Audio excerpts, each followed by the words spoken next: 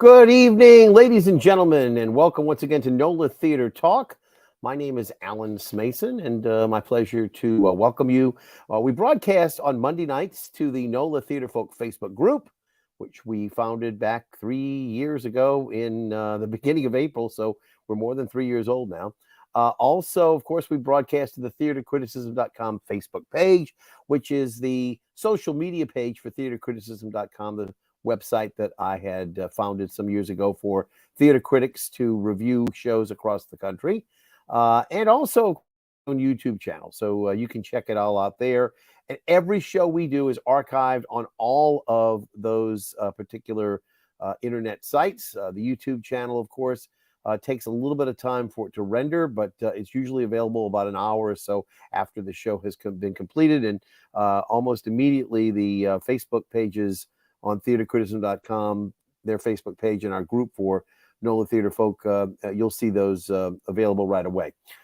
So again, remind everybody that about 8:30 tonight, we're looking forward to being blessed with the presence of Andrea Watson, who, of course, is the artistic director for Fat Squirrel Productions. Fat Squirrel, for those of you who did not know, actually launched their first, what I would call a successful season. They had some really wonderful works. If you got a chance to see them, again, if you didn't, well, hopefully you'll make do with what's going to be coming up in season 2.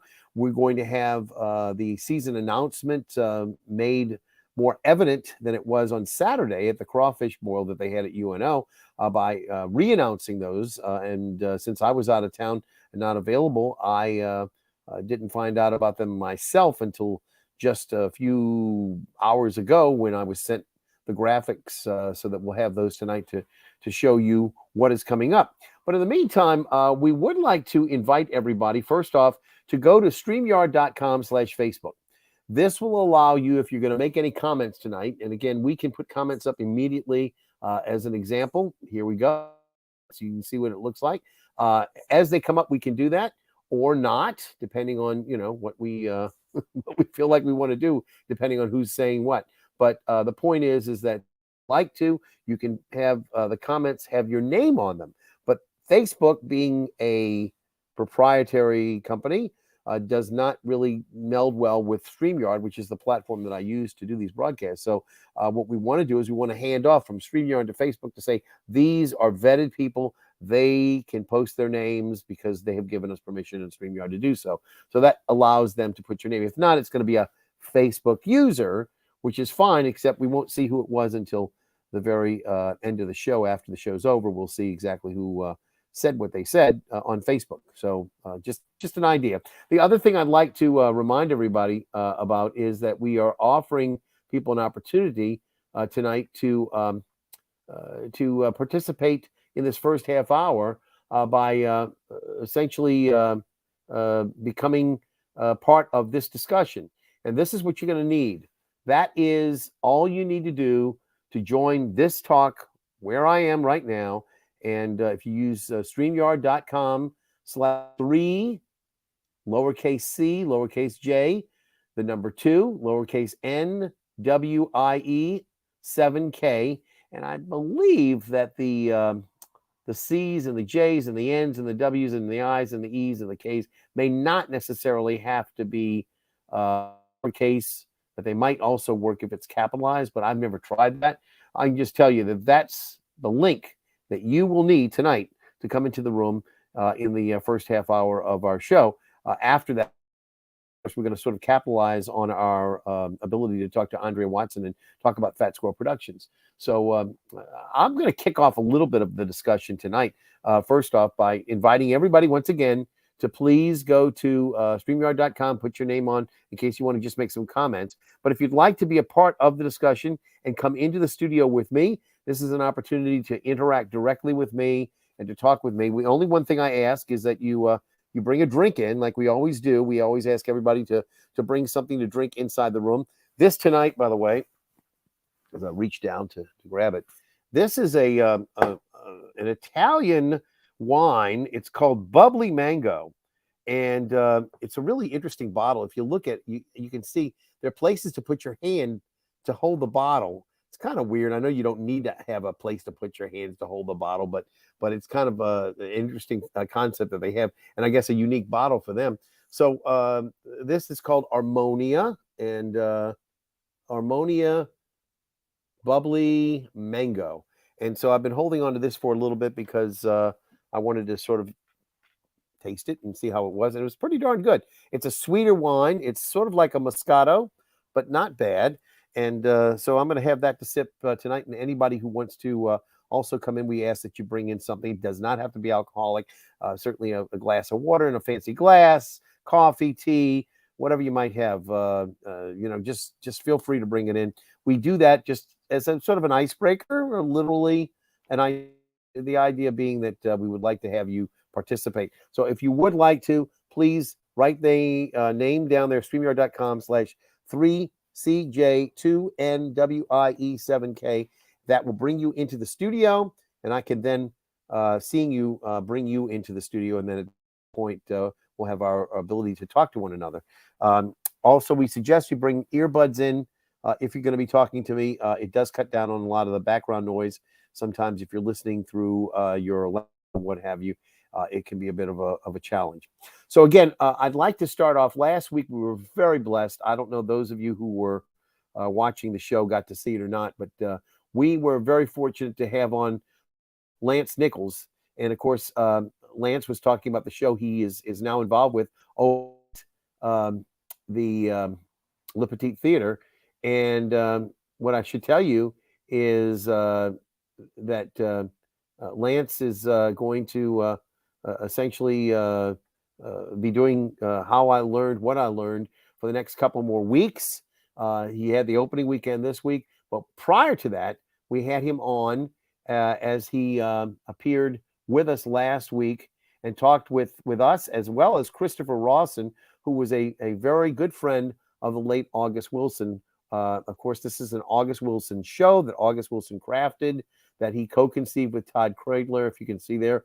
And again, a beautiful graphics. All the eyes and the noses, etc., are basically words that were in August Wilson's plays. So it is a picture of August Wilson informed by August Wilson's work. And of course, those of you who have never seen a picture of August Wilson, I'll be more than happy to here show you a picture of August and then a picture of Lance. And while they're not dead ringers for one another, I think that the spirit of August Wilson definitely shines through in the show. Those of you who have not seen the show will know it runs around 80 minutes.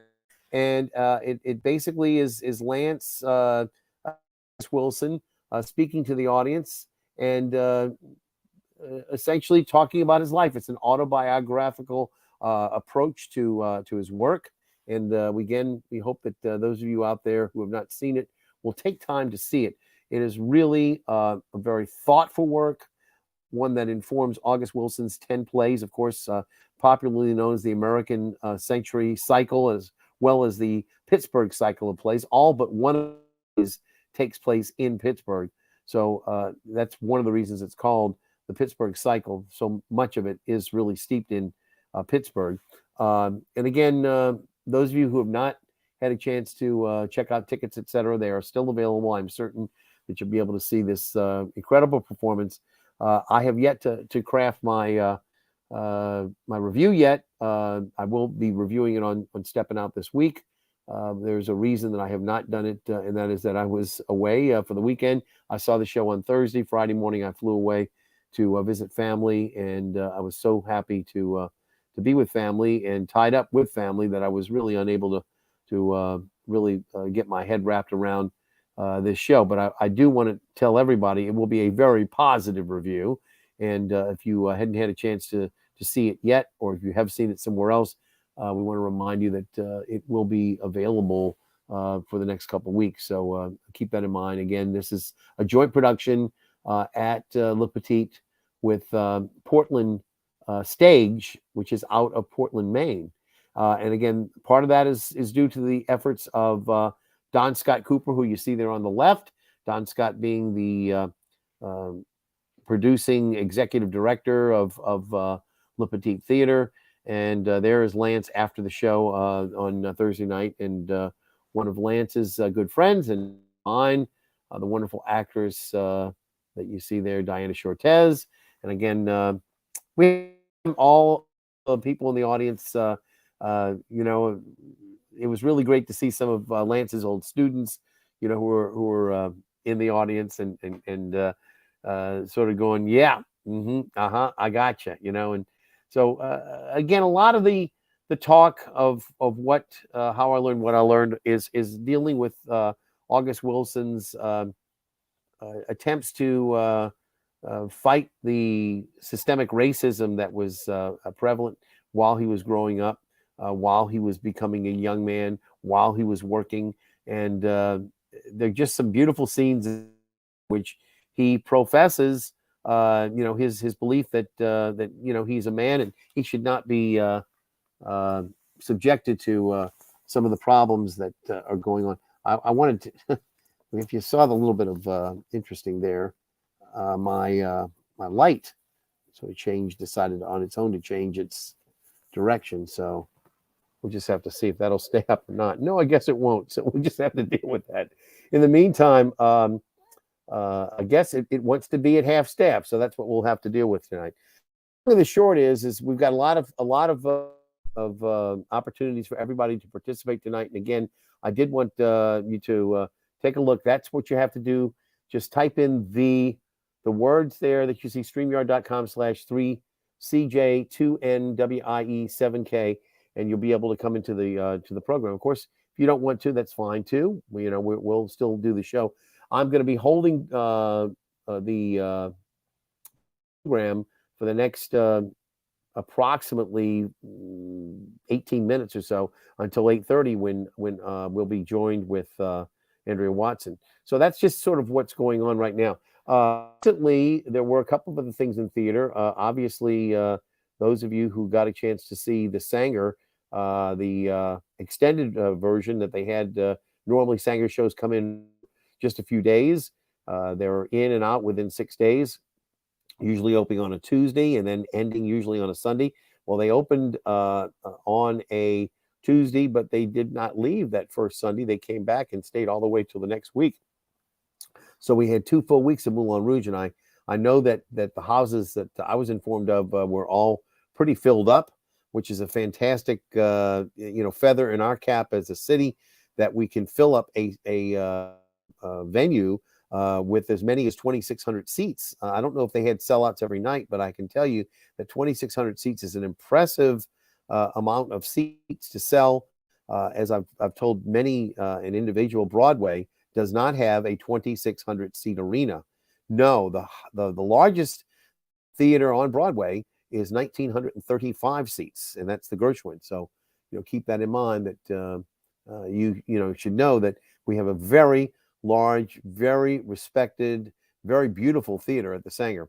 And those of you who got a chance to see Moulin Rouge, I think we're very pleased with that. Something else going on in the theater world right now, they're getting ready to do SpongeBob SquarePants. That opens on May the 5th, not too long from now. And we would like to remind everybody that's going to be at Rivertown Theater's Performing Arts. I would love to have somebody from that show come on and talk with us about, how they're preparing for that. Unfortunately, I haven't yet heard from them.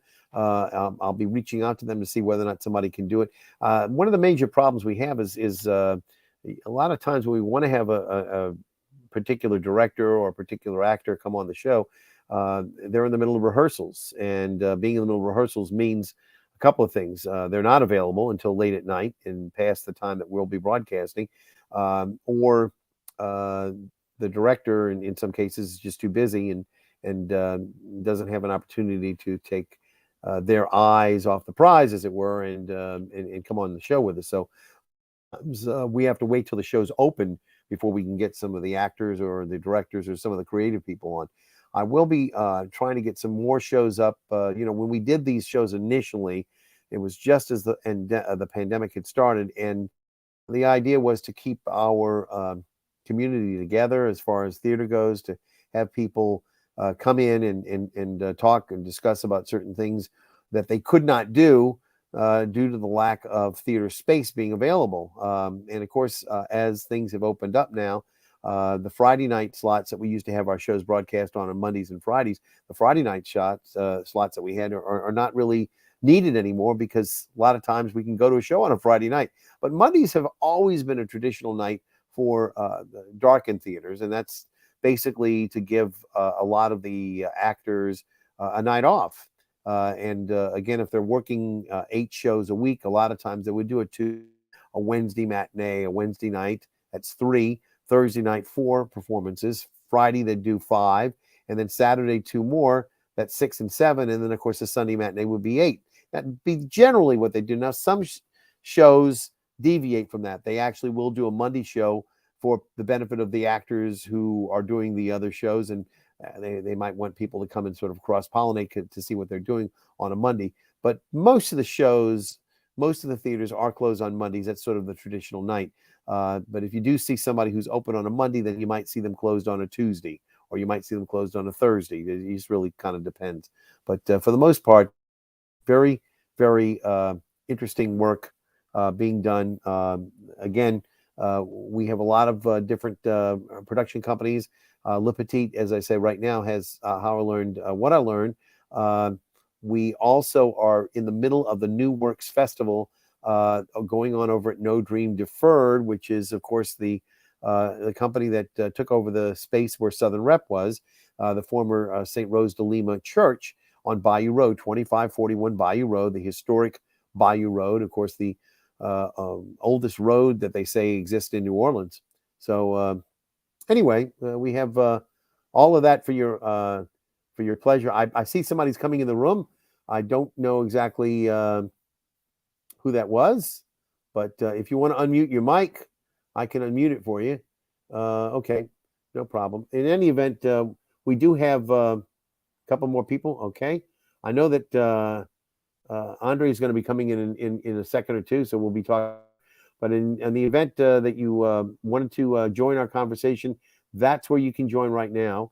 And we certainly will have a lot of things to talk about. I know it looks like Andrea might be coming a little early, which would be good. And I don't mind talking to myself. Andrea, just make sure that you brought your drink. I know if you brought something. Okay, all right. So I'm going to see what you got in a second. And who is well, I guess we'll find out who the other person is. Well, I'll tell you what.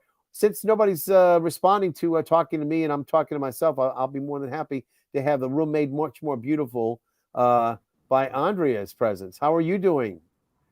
I'm doing great, Alan. I'm so happy to be here. How are you? I'm fine. Now, I'm going to do something that you probably don't know that can be done, but watch. You can see that the theater criticism mask of comedy and tragedies up there, but watch this. Watch 1, 2, 3. Fat Squirrel. Oh, that's me. So again, I told everybody I brought a little bit of this lovely mango wine. It was a sort of like a Moscato, but with mango from Italy, called Armonia, and it had a really weird bottle where you put your fingers to hold it, which is kind of weird. I mean, I just can you imagine Ergonomic in a weird way. Yeah, there's your thumb. Your thumb goes on this side here, so you put your thumb there and then your fingers here to pour it. So it's kind of weird, but Just it's a very in nice case wine. it's anyone's first time pouring Yeah, from a I know. bottle. In case you need to know how to hold a bottle of wine. So I did get a chance to talk to somebody in Atlanta today, and they expressed saying hello to you. I asked whether or not they might want to come on, but they're not. So they're too busy herding cats, as it were. So appreciate your being here. But so let's get down to it. This will give you a little bit about 11 minutes more than we figured. And I've got the graphics already set to go. But first off, tell me, how did Saturday go? What did you do on Saturday? Oh my goodness. Saturday was our season 2 announcement party, and we were out at the amphitheater at UNO, which is an outdoor venue. And gosh, the weather could not have been more perfect. It was absolutely gorgeous. And I had a great group of folks, and I looked out, Alan, at the group of people who were there, and I realized out in this group of people joining me for this party, the spectrum went from people that I had just met on Saturday at the party for the very first time, all the way to Paul Werner, who I met when I was 13 years old. So yeah, I was looking at this group of folks, and there was such a lovely, representation of a big swath of having known people for a long time, known people just for a couple hours, and also like some very wonderful, dear, close friends of mine. Some people all brought together by a love of theater, right? Yes. And it was very lovely. We actually had some great time just to hang out and sort of commune with one another. We also had we boiled some crawfish. You sweetened the pot, literally. You sweetened the pot. Oh man, it was. We all agreed. Anyone who expressed an opinion agreed that it was the best crawfish that we've had in years. And Ken Good and Alex Wallace were manning the burner. So we hung out. We had some crawfish. We announced the shows.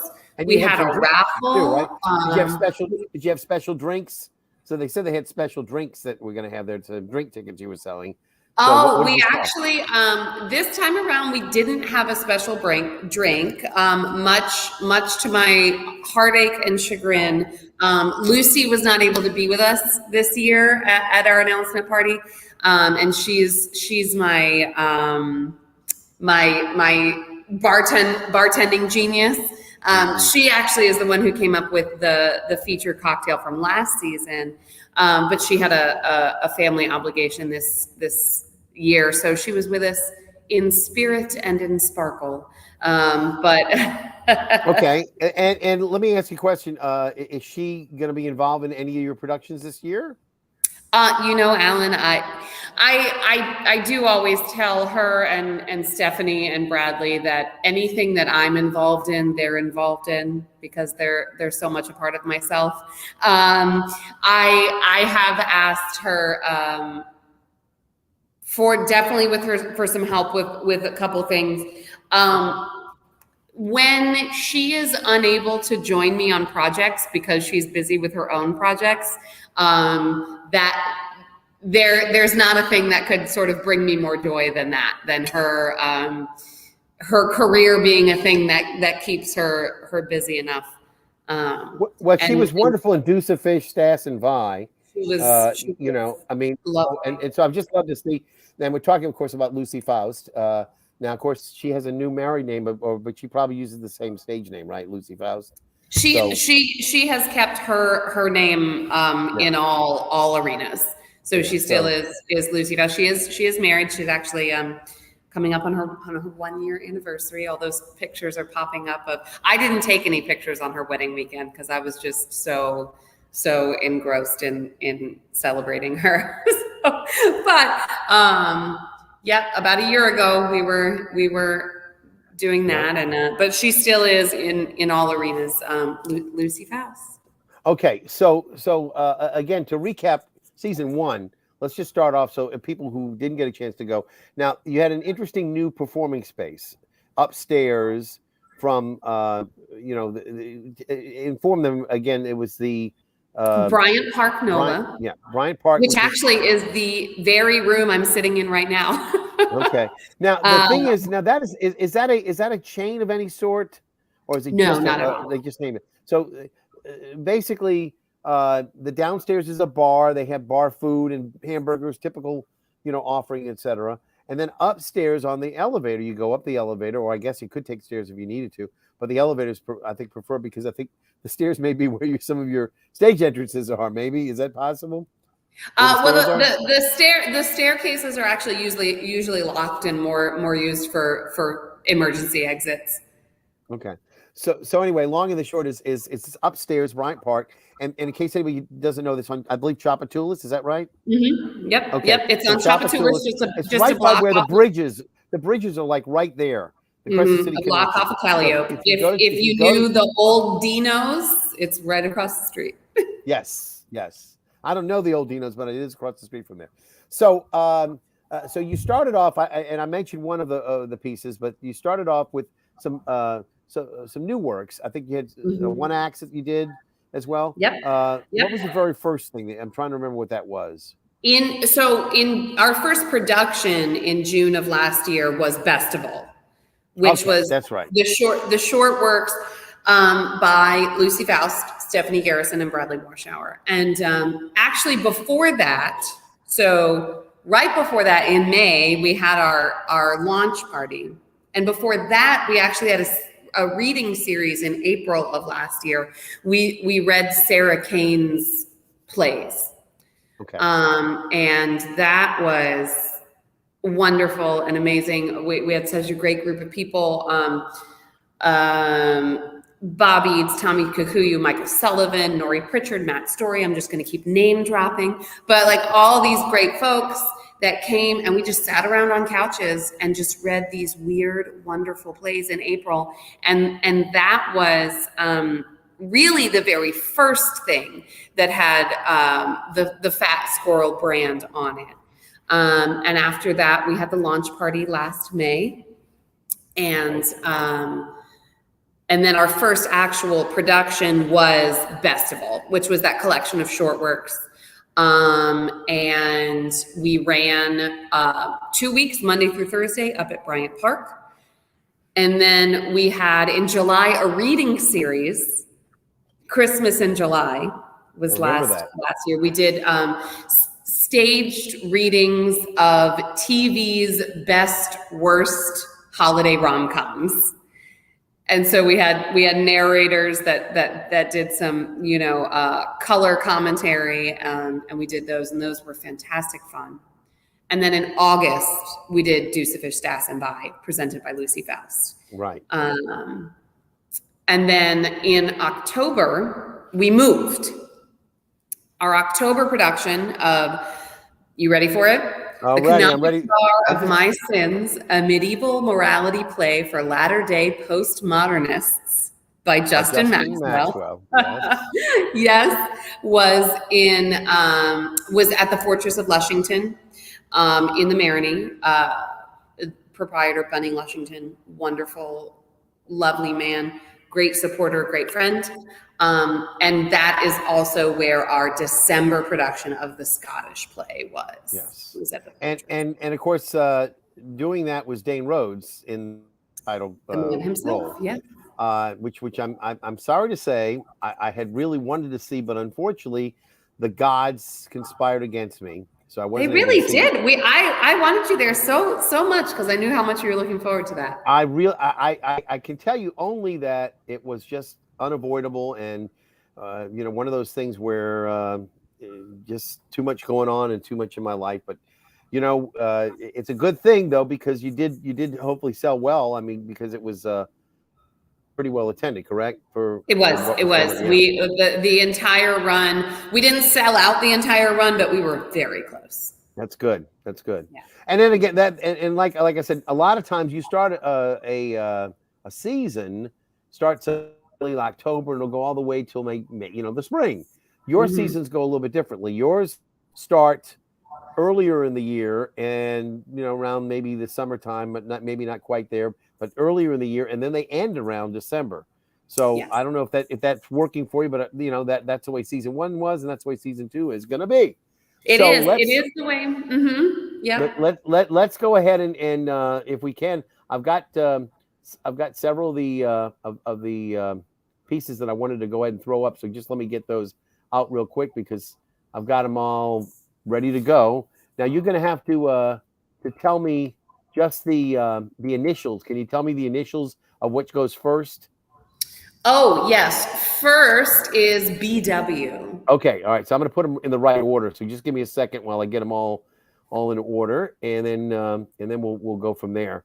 Again, anybody who wants to make a comment tonight, I want to remind everybody, we have the opportunity for you to just go on and put that up there. We'll be able to see who it is. Paul Werner, we're talking to you. put your name up there. You just go to StreamYard.com/Facebook, and we'll be able to see who is out there. Okay, so the first one's going to be BW. Let me just get that one up there. Then what's next? SL, DH, SC? BW, and then let's do SC. You got it. And then we can throw in SL there. It's there already. Okay, and then we'll do either D BC. or B. Okay, all right, fine. And then we'll end up with D. We will. All right, so and again, as everybody can tell, I got this today, so I didn't know what order to put them in, but now we know. Okay, Andrea, the first announcement we're going to make, this one coming up, this is going to be the BW. So you want to give us a little bit of background on this one first? Before we get to BW, Alan, can I make two other just sort of company announcements before we get to the shows? This is where we require the drum roll. Go ahead. It is. So one thing is that, and this is new this season, we actually have been approved for a fiscal sponsorship by Fractured Atlas. And what that allows us to do is two things. One is to, without registering Fat Squirrel as a nonprofit, 501c3, we are actually now able to take tax-deductible donations, and we're able to apply for grants.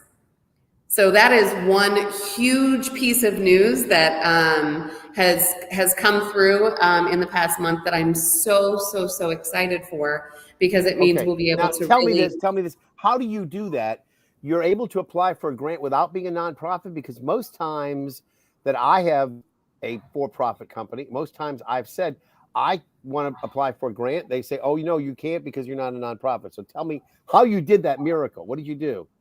So it's called a fiscal sponsorship. And what you can do is find a company that does fiscal sponsorships. And so the company that is our sort of umbrella company and is our fiscal sponsor is called Fractured Atlas. And I am eternally grateful. Another reason why I am eternally grateful to Justin Maxwell. He's the one who introduced me to this company. But the company itself actually acts as a fiscal sponsor. So the donations go through that nonprofit and then are dispensed to you. So we're actually able to offer that, the tax deductible donations to our patrons and also apply for grants. Okay, that makes sense. All right, well, all right. So that's the first two things. First off, the first thing is you got a fiscal, and what's the second? That's you said there was a second thing. The second is here we go. Drum roll. Our home for our 2023 season. I'm so excited. Our home for our 2023 season. All of our shows will be in the Ty Tracy Theater at Gallier Hall. I'm just so over the moon about this. The space is absolutely gorgeous. It's a 102-seat theater. It is stunning. The backstage area, the dressing rooms, the green room, my gosh. Alan, when you come to see a show, after the show, I'll sneak you backstage so you can see how gorgeous it is. I'm quite familiar with North Theater, though. I do know. Absolutely. Yeah, it's all been redone. It's all been refurbished.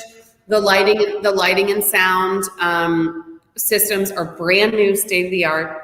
The lobby is that old classic, beautiful, beautiful lobby. That's one of the things I'm most excited about is for everyone just to come see how gorgeous the lobby is. But that is where so we have 4 main stage shows, which we're going to talk about in a second. 4 main stage shows and then 1 comedy offering that are all going to take place in the Nord Theater, in the Ty Tracy Theater at Gallier Hall. And I am so thrilled, Alan. Now that's fantastic because that space has been underutilized. and again, to have a permanent resident there using it, to me is something that's a blessing, and not just for you, but also for the community.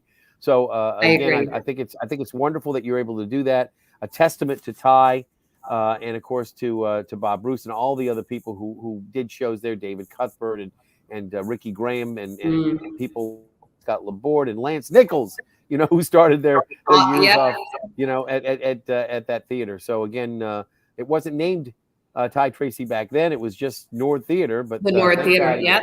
So again, those of you who have not been to see a show there in years because it hasn't been open, will be able to see it now through Fat Squirrel. Thank you very much for that. So let's go and start from the very beginning now. So we know that the season's going to be at Ty Tracy Nord Theater at Gallier Hall. And again, parking is going to be a little tight sometimes over there. You don't have a suggestion as to anybody you're going to be working with as far as parking yet, huh? I don't yet, but Alan, do you know what I thought of? And I said this at the party. I said, go find your old parking spot from when we were doing shows at Le Chat. Yeah. And go park there because we're only a block away. Yeah. So it is street parking, but it all opens up, Right. after business hours. At night, yeah. After 7:00, it's all free. If you can find a good spot. But of course, one of the problems is there's a lot of businesses down there. Desi Vegas, they got Herb Scent. You got some competition from some of the restaurants, and they've got a few hotels, etc. But you should be able to find something. I mean, I think it's the Ace Hotel opened up there, and there's a few other places over there, Seaworthy. But you should be able to find some places. And yes, Le Chat, if you remember, had a parking lot that was right adjacent to them, and it was, I don't know if it was premium parking or whatever, but that might work out. You may have to pay for the parking for the night, but to have a nice lot that has parking that's provided for you off street, that's good. That you don't have to worry about your car. That somebody's there, or at least hopefully somebody's watching over it. So let's get ahead and started with the first of the offerings. So you're gonna have to tell me a little bit about this first one. This is going to be what's the month for this? Is this going to be in May or? This is in June. Okay. And here we go. Ready? I'm ready for whenever you tell me to hit it. All righty. I will preface this by saying that this is being directed by Big Easy Award winning Desiree Burrell. Desiree was in Deuce of Fish, Stas and Vi, presented by Lucy Faust. She won a Big Easy for that performance. And she also, she played Macduff in our December production of the Scottish play. Right.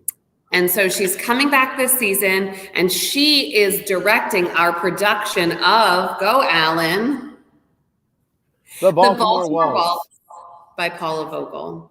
Now tell me a little bit about the Baltimore Waltz, because I know Paula's work, of course, How I Learned to Drive, recently Indecent. What's the Baltimore Waltz about? So the Baltimore Waltz actually won an Obie Award, and the Desiree has. When you emailed me, I was going to call Desiree and say, tell me the beautiful description you have of the show. But what it is about is a school teacher who contracts a deadly disease known as ATD. And in her time she has left, she decides to travel with her brother through Europe. And it is a play that is about what it means to be alive. It's a play about loss. It is a play about grief. It is a play that also, if you are a fan, so the movie The Third Man, the classic film The Third Man, yes, has a lot of heavy influence on this play as well. A lot of the sort of aesthetic and mood of this play.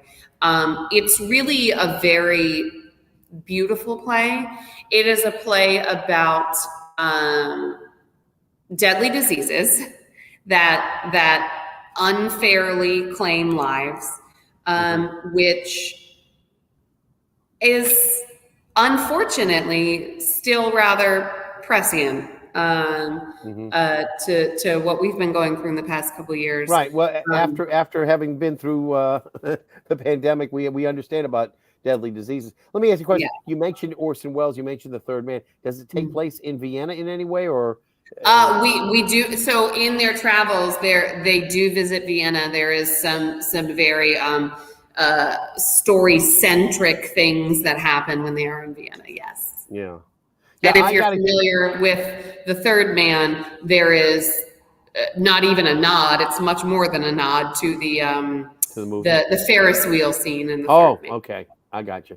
So The Baltimore Waltz by Paula Vogel, directed by Desiree Burrell, the award-winning Desiree Burrell. Award-winning. Yes. And again, that's going to be June 12th through the 22nd. Mm-hmm. So that kicks off the summer.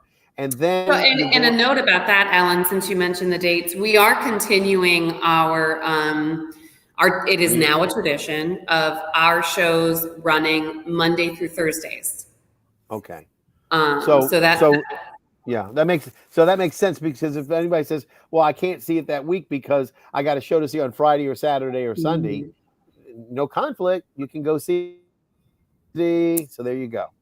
Last season, anybody who offered an opinion or it was all positive. I'm sure there were some folks that didn't, love it, but anybody who vocalized their thoughts about it were really in favor of the Monday through Thursday. So we're going to do it again. I mean, the only downside I can see is for parents, school night.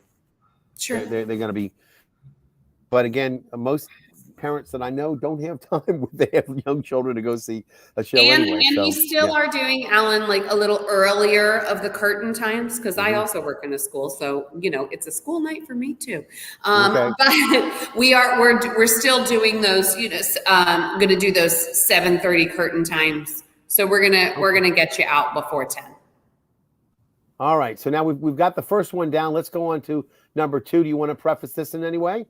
Oh boy, yes. Okay. So this is this is SC, right? Okay. Oh yeah. So this is my brainchild for this season.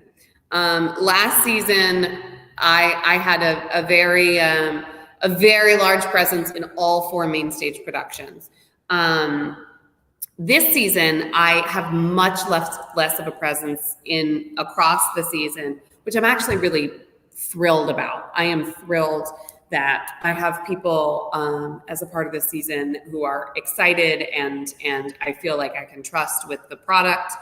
But this one really is truly my brainchild. And it is taking a lot of classical Shakespearean characters and storylines and sort of cramming them all together.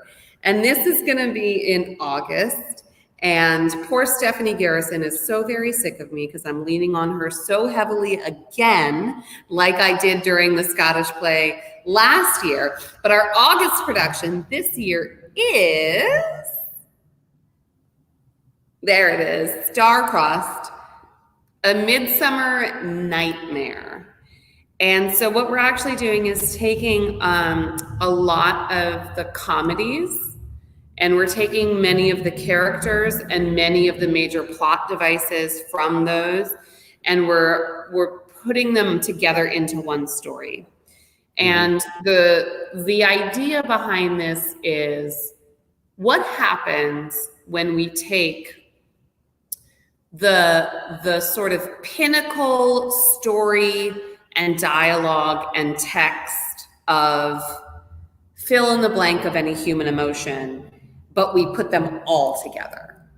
So we have a lot of stories that are about love. We have a lot of stories that are about jealousy, human folly, all of these things. What happens when all of those incredibly heightened things that Shakespeare wrote about happen in one story? And I think at my last count, we had, let me see, Midsummer, Much Ado, Romeo and Juliet, Othello, Henry IV, Richard III, Lear, Titus, Okay. Venus and Adonis, and a sonnet. So at this point, we're upwards of 10 different Shakespeare texts. And the way it's going to go is it's going to be the August the 14th, 15th, 16th, and 17th. And then you're going to 21st, 22nd, 23rd, and 24th, right? Correct. And that's going to be the run for, again, Star-Crossed, A Midsummer Nightmare by William Shakespeare. Luckily, you don't have to worry about whether or not you have to get permission because it's in the public domain, right? Hey, that's good. We love that's good. All right. So that brings us up from August. You know, we covered June, we covered August. Nothing going on in July. Okay, you ready for this? Is going to be SL. So SL. Okay, so let's talk about SL. Mm-hmm.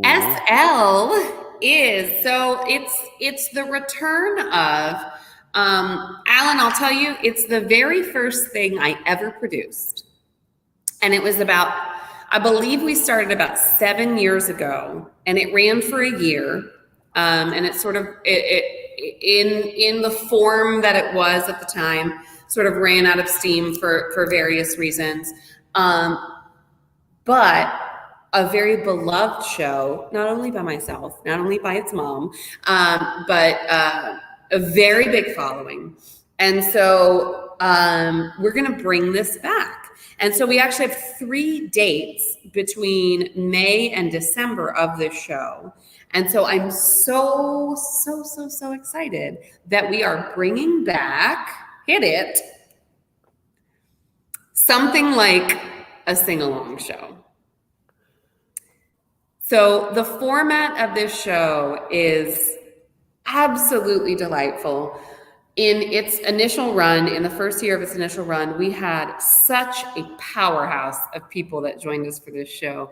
What happens is we'll take, the best way to do it is, instead of talking about it sort of theoretically, we'll talk about it in a very specific way. The first show we'll have for this season is the 7-year anniversary of the 1-year anniversary of Something Like the Lion King.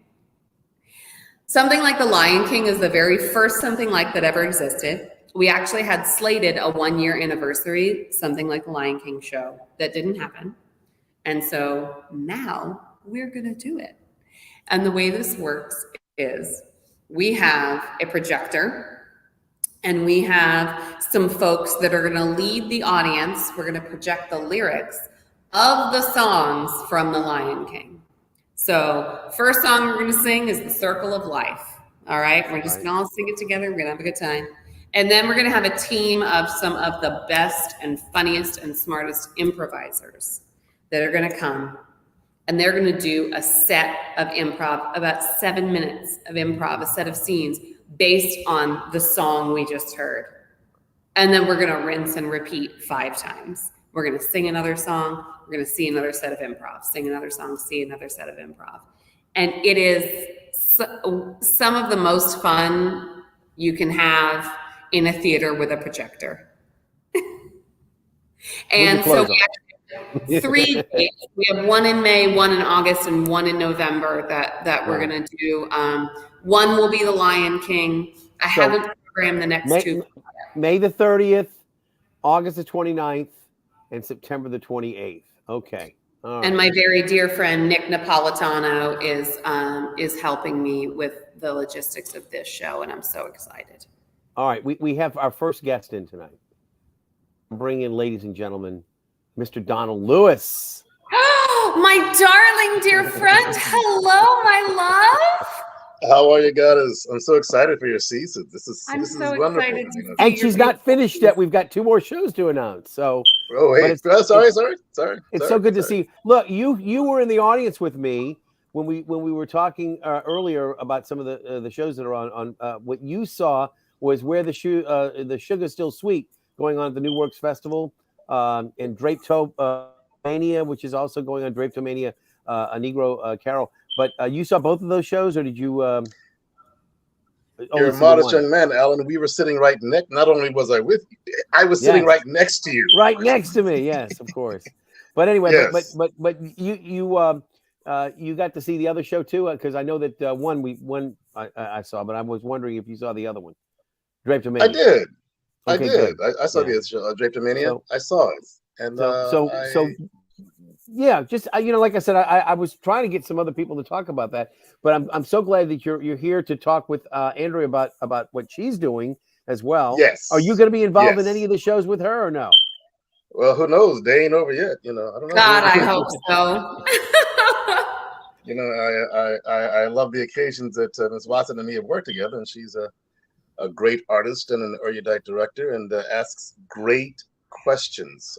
I'm a little OCD when it comes to asking questions like, "What about this? What about this? What about this?" And some directors I was like, "Well, this is what rehearsal is for, man," or woman, And Andrea's like that too. So, did you hear her announcement earlier tonight? I didn't. I'm getting ready for Jazz Fest. The home of Fat Squirrel for this next season, Ty Tracy NOLA Theatre. My God! How about that? God, that's fabulous. It's great to reclaim that space for theater. I don't know. I love my city, but it is learning how to support the arts at the local level. Let me just say that. Yeah. I'll just say that. Well said, my good sir. Anyway, yes, sir. but Andrew's going to be going over the others. We have 2 more shows to go, but we have about 9 minutes left before the end of the show. But I would not. Okay. I would be less than honest if I didn't say that anytime you're able to come into our space and talk to us and also the people out there who are listening. I want to make sure that that you're always welcome to be here, and I always would love to hear from you. And Alan, I can always come back and talk about the second half of the season, certainly, because we do have. That's true. Oh, true. That's true. Donald, but, we do have the Donald Lewis here with us. That's true. Oh, but you're such a convincer. You're mensch. You're such a mensch. Anyway, but I appreciate it. No, you can stick around if you want to, Donald. But I want to get those last 2 in because I want everybody to hear what they're offering tonight. So you're welcome to stick around while she does it, or you can take your leave. It doesn't matter to me. Happy to have you in the room. Whatever you want to do. Well, let me know one way or the other. All right. I want to hear it. Let me get Andrea. Let's get you back in. Subscribe. We've already gone through SL. Now we know what that's about. And then BC is the next one up. BC. Oh, I know we're running short on time, but I would be remiss if I did not say that as much as the Midsummer Nightmare is my brainchild, BC this season is my heart child. So let's just put it up and just show them, Alan. I'm so excited. Broken Codes by Stephanie Garrison. So this play is by anyone who's followed Fat Squirrel for any amount of time knows that Stephanie Garrison is one of my dearest, my and truest, and the smartest person I know. She co-directed the Scottish play last season. She was one of the writers for Festival. She's helping me with Starcrossed, the absolute one of the lights of my life. This play was a full-length play that she wrote that was in production in the spring of 2020. Something happened that interrupted the play. I don't really remember what it was, but this was one of those things that got interrupted by the pandemic, and I am so very excited that she trusted Fat Squirrel with it. That also we are able to make this happen. I am so very much looking forward to making this play a reality, something that has been, conservatively 3 years in the making. And I'm just absolutely over the moon. It is a sort of future It looked like there was an oil drilling platform that I could see on there. Well, the coast is under. It takes place in New Orleans. The coast is underwater, and the few rich are in power. Uh-huh. So I will go on record as saying it hits quite close to home. Okay. In several ways, but it is a dystopian, just sort of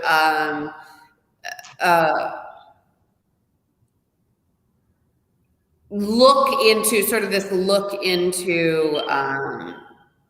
if we're not careful where we're headed, but it's also got enough of a sci-fi vibe that it's not off-putting. It's beautifully written, as is everything that Stephanie writes. And I am just so over the blessed moon that it's a part of the season. I'm so excited. That's fantastic. Donna, what do you think about that one? Have you heard of Stephanie Garrett? I'm excited. I've years ago, before the pandemic, it seems like such a long time ago, I would participate in the new work series that they were doing. And Stephanie's work was really, really impressive. She has a great eye and a great ear for dialogue. And as an actor, it was a joy to read the work because it made sense. It was succinct. It wasn't like some writers that are good writers, but they actually put subtext into the dialogue. It was like, hey man, imagine that. In the words of Polonius, this is too long. Very nice. Well, all right. And you know what? I wanted to kind of get.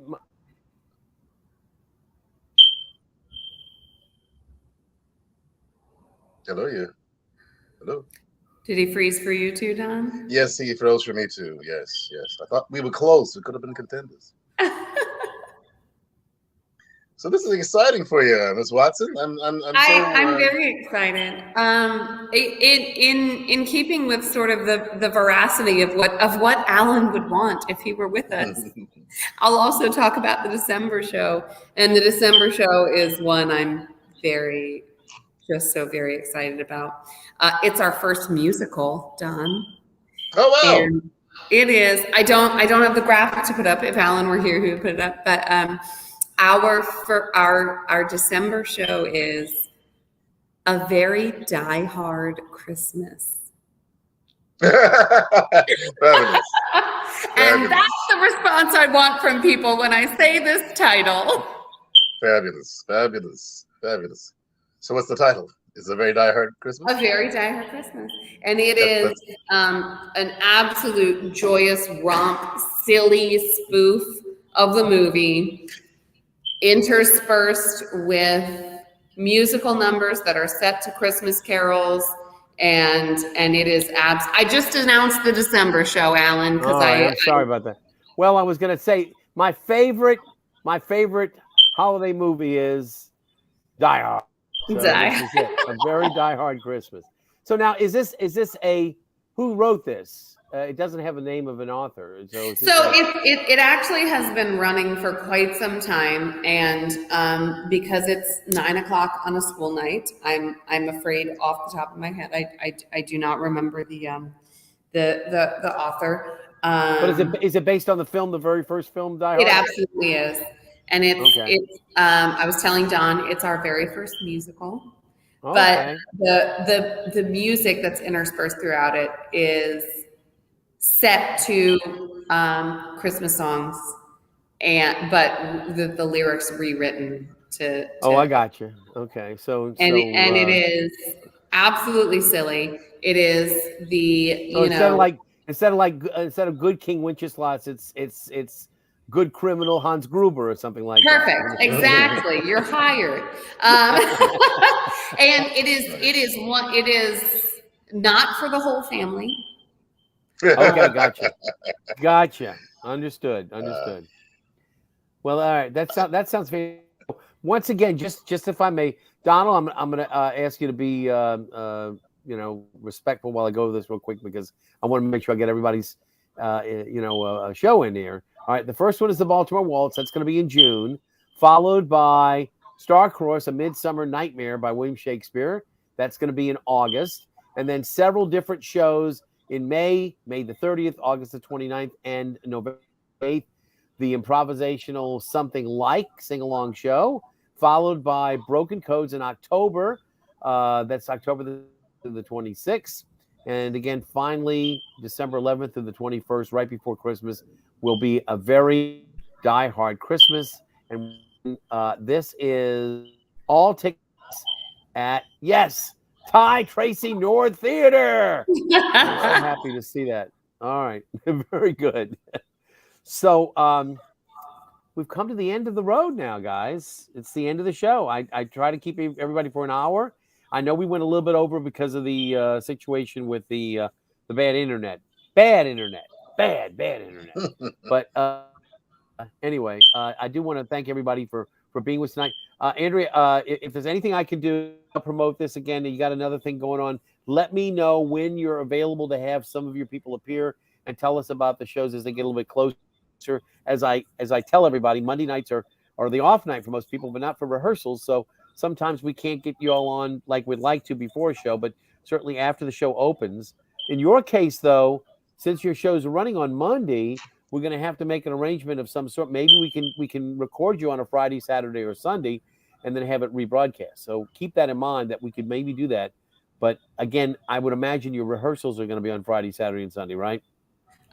We will certainly figure something out. And Alan, as always, I thank you so much. For No. I think, but for everything you do for the entire city and the entire community, and the absolute support that you show, and the sincerity with which you show it, you are so appreciated. And I hope that you hear that as often as you deserve. Well, I appreciate it. You know, I am probably the most embarrassed of all people to have accolades. I just want to support all the people who are out there who are underpaid, overworked, and doing just the most splendid job to make theater, real here in New Orleans. And I brag on the theater scene here because it really, unlike a lot of places where you've got a lot of equity people, a lot of the people who are involved in New Orleans's theater scene are not equity, and they have day jobs, and they do it because they love it. And we just need to be able to be supportive. And lacking a real newspaper that has a real theater critic in town, and lacking the ability to promote shows, I mean, this is my part of the contribution, and hopefully, as I'm able to do it, I'll continue. So thank you. And it's appreciated. And Don Lewis, I love you more than my luggage. Thank you for being here. Wow, that's high praise. That's all right. Yes, praise. Indeed. All right. And again, Donald, thank you very much. We appreciated everything you did with the Simpson role that you did when we had the reading, etc. That was fun. If you remember, I do. It was a lot of fun. And look, we just that the second season is even more successful for you with Fat Squirrel. And again, I hope that anything I can do to help out will be great. Let me see. We did have one comment. Here's Paul Werner. He didn't sign up to say who he was, but we know the PW means Paul Werner. We love you, Great Paul. flags. There you go. All right, y'all be good. I'm just gonna ask you to stick around for a little bit while I say goodbye to everybody. Just hold on, Donald, stay there. And again, this is Alan Smason wishing you and yours a very, very great Monday night. And again, we'll be back hopefully next week. I've got something cooking, but it hasn't been confirmed yet. So know that I just can't tell you exactly what it's going to be about right now.